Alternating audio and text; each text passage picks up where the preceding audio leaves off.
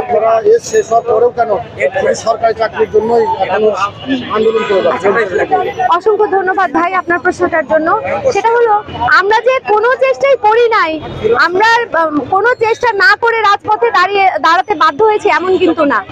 দেখুন, আমি প্রথমে উদ্যোক্তা হওয়ার বিষয়টা ক্লিয়ার করি যে আমরা উদ্যোক্তা হতে যাই। আমাদের উদ্যোক্তা হওয়ার জন্য একমাত্র যে ইনকাম সোর্সটা সেটা হলো আমাদের টিউশনিগুলো। একটা শিক্ষার্থী টিউশনি করে ঠিক কত টাকাই বা ইনকাম করতে পারে? আপনি সরকারি ব্যাংকগুলো বলেন বা বেসরকারি ব্যাংকগুলো বলেন বা এনজিও গুলো বলেন, আমি মেয়ে, এনজিও গুলোতে তো সাধারণত মেয়েদেরকে লোন দেওয়া হয়, ছেলেদেরকে লোন দেওয়া হয় না। সেক্ষেত্রে লোন দেওয়ার ক্ষেত্রে একটা শর্ত আছে, বিবাহিত হতে হবে। তো সেই আমার একজন বোন, আমার ভাইগুলো অধিকাংশ বেকার, যে তাদের পক্ষে বিয়ে করাটা তো অসম্ভব একটা ব্যাপার। তাহলে যেহেতু তাদের বউ নাই, তারা হচ্ছে লোনটা তুলতে পারছে না। এনজিওর কথা বলছি। আর আমরা মেয়েরা যারা আছে, আমরা যারা অবিবাহিত আছি, আমরা লোন পাবো না।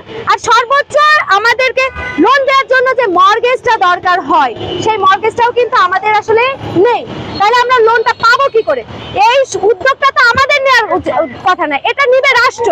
যে আমার এই উচ্চশিক্ষিত বেকারদেরকে আমি যেহেতু কর্মসংস্থান দিতে পারছি না, তাদেরকে আর্থিক সহায়তা করি, তাদেরকে প্রশিক্ষণের মাধ্যমে হচ্ছে যেন তারা বিজনেস করে কোনো লস না খায়, এই ধরনের প্রশিক্ষণ করি।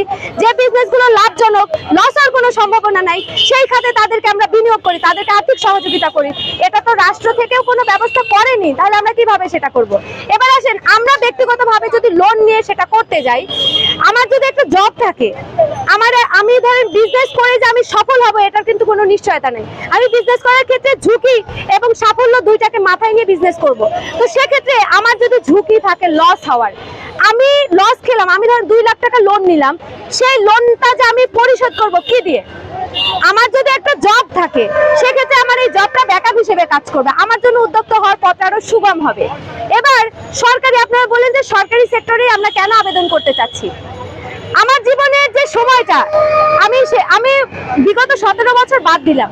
সেশনজাতে আমি 8 বছর, সেশনজাতে আমি 3 বছর আবেদন করতে পারিনি, করোনার কারণে আমি 3 বছর আবেদন করতে পারিনি, যখন বয়স সীমা 30 ছিল।